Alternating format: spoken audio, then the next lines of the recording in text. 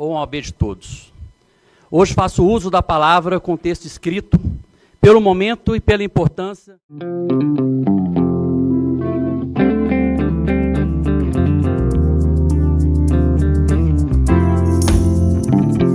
Essa palavra ao conselheiro federal recém-possado, Marcelo Toches.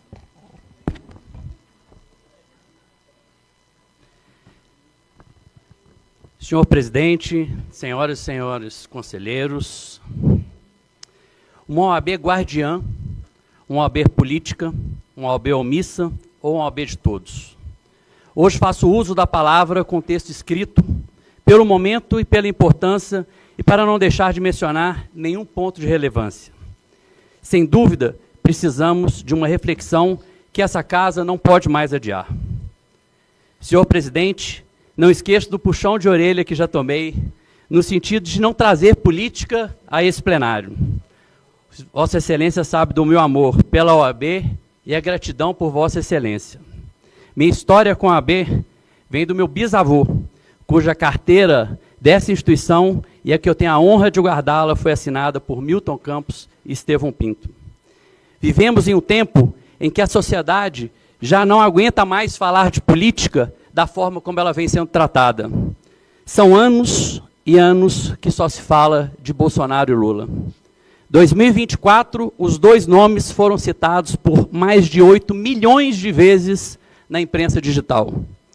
Mas ao lado da vida política, de ataques e contra-ataques, o que mais nos afeta, sem dúvida, é este Judiciário Supremo, que a cada dia mais perde o rumo que sempre o norteou. Desde menino, acompanhando meu avô aos tribunais, me lembro que o rumo sempre foi a discrição, a serenidade e a justiça. O respeito às leis e à Constituição não são mais tão importantes. Hoje a Suprema Corte faz o que quer, a hora que quer e como quer. Estamos vivendo num país onde aquele ditado citado em 2015 pela ministra Carmen Lúcia, cala a boca já morreu, quem manda na minha boca sou eu, está prestes a ser proibido. Não podemos mais falar. O ministro Alexandre de Moraes prefere o ditado, manda quem pode, obedece quem não está no Judiciário Supremo. Caros conselheiros, é aí que entra a necessidade da nossa OAB se manifestar, não mais por notas, mas adotar uma postura firme, representando não só nós advogados, mas todo o povo brasileiro que hoje vive com medo e sem rumo. O ministro Alexandre de Moraes foi citado no último ano em mais de 40 mil matérias. Sensacionalista, sai na capa dos jornais mostrando o dedo para a população. Como quer respeito? Respeito não se impõe por força, se conquista. No passado não era assim. Ministros como Oscar Dias Correia ou Sepúlveda Pertence davam pouquíssimas entrevistas. A discrição era a regra, a sobriedade era o marco. O Supremo era respeitado não pela quantidade de manchetes, mas pela qualidade de seus votos. Hoje, porém, vivemos o oposto. Um judiciário protagonista, midiático, político e que muitas vezes quer, a qualquer custo, a chave do nosso país, mesmo sem ter qualquer voto. E aí eu repito, qual é a OAB que queremos? Uma OAB guardiã, uma OAB política, uma OAB omissa, uma OAB de todos. Porque, na verdade, diante de tantos abusos, entendo que a nossa OAB precisa se impor. O silêncio, meus colegas, não é neutralidade. O silêncio dói. Dói porque fragiliza a advocacia, enfraquece a cidadania e mina a confiança da sociedade que juramos defender. Dói porque sem quem se omite, diante da injustiça, termina ainda que involuntariamente por legitimá-lo. Eu entendo perfeitamente a dificuldade da diretoria e do presidente desse Conselho Federal. O cidadão simples que se manifesta hoje tem sua rede social banida. Aquele que insiste em falar tem o seu passaporte apreendido. E aqueles que enfrentam a realidade são presos. O medo da perseguição não pode bater à porta da nossa entidade. A OAB sempre participou institucionalmente dos momentos mais importantes da nossa vida política. Saudade das diretas já. A busca também era pela liberdade e pelo fim da censura. Notas ou ofícios, sinceramente, já não cabe mais. Cadê a nossa indignação contra os atos desses superministros? Já imaginaram se proibirmos um desses ministros de entrar aqui em nossa sede com seu computador ou com um de seus 10 seguranças? Certamente seríamos presos. Na última sexta-feira, em um evento do LIDE, tivemos mais um embate de membros da Suprema Corte. O ministro André de Mendonça diz de maneira serena, tranquila e com profundidade: no Estado de direito forte, o judiciário não pode dar nem a primeira, nem a última palavra.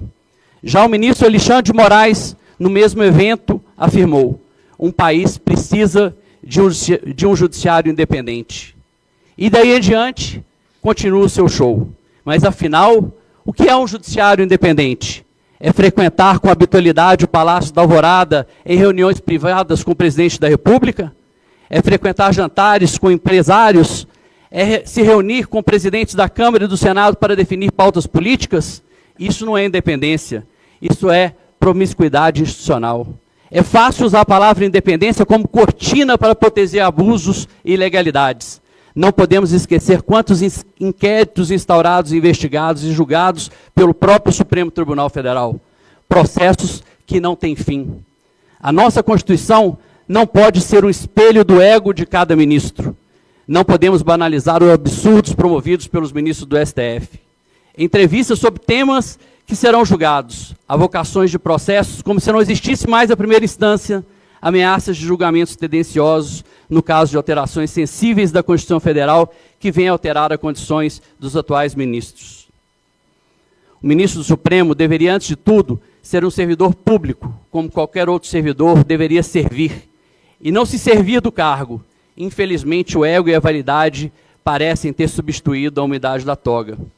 Ministros do STF deveriam apenas julgar processos, que, aliás, são milhares, mas que hoje não têm limite. Gostam mesmo de participar de palestras, debates, vivendo num mundo midiático cercado por seguranças e TVs. Nosso judiciário, senhoras e senhores, custa 1,5% do nosso PIB, ou seja, mais de 130 bilhões de reais, 4 vezes mais que a média mundial. Claro que neste valor inclui sala VIPs em aeroportos, carros que nenhum diretor de empresa privada tem direito e muito mais. Só o STF custa hoje mais de 1,2 bilhões de reais para servir 11 ministros. E nós, achamos isso certo? Está tudo certo? Será que esse judiciário que se preocupa em produzir gravatas e lenços com símbolo da Suprema Corte presta o serviço estabelecido em nossa Constituição? Nossos processos estão em dia. Não podemos nos calar. Poderíamos aqui passar o resto do dia falando dos abusos da Suprema Corte. Se o judiciário já se agiganta, não poderia também deixar de falar do legislativo, que se converteu em verdadeira monarquia moderna. Os presidentes do Congresso e do Senado têm seu ditado também: a bola é minha e só joga quem eu deixar. Os dois presidentes incorporaram a figura dos antigos reis. Decidem sozinho o que entra em pauta e o que morre na gaveta. Passamos recentemente, por mais uma vez, escutar calado o presidente do Senado dizendo que se tiver 80 assinaturas a respeito de qualquer projeto ou de pedido de impeachment, ele não votaria se não achasse necessário. Mas o pior não é isso. Se a maioria do Senado resolver mudar o regimento interno para acabar com a monarquia institucionalizada, também não é possível, porque depende do presidente rei para pautar a mudança do regimento daquela casa. Não é isso que o povo escolheu. O presidente do Senado tem que ser apenas presidente do Senado. O Senado não pode ter dono, isso não é democracia. E, mais uma vez, não podemos ficar no silêncio. E dentro de casa, dentro da própria OAB, a desigualdade é gritante. Uma coisa precisamos ressaltar: a OAB vem lutando pelas prerrogativas da base de uma maneira única e exemplar. Prerrogativas, paridade e inclusão são temas que damos aulas e temos que ser aplaudidos de pé. De um lado, uma elite circula em jantares e encontros e viagens com ministros, e o pior, se gabam desses encontros. De outros, milhares de advogados que carregam a ordem nas costas, lutando pela sobrevivência no dia a dia, nos balcões dos fóruns.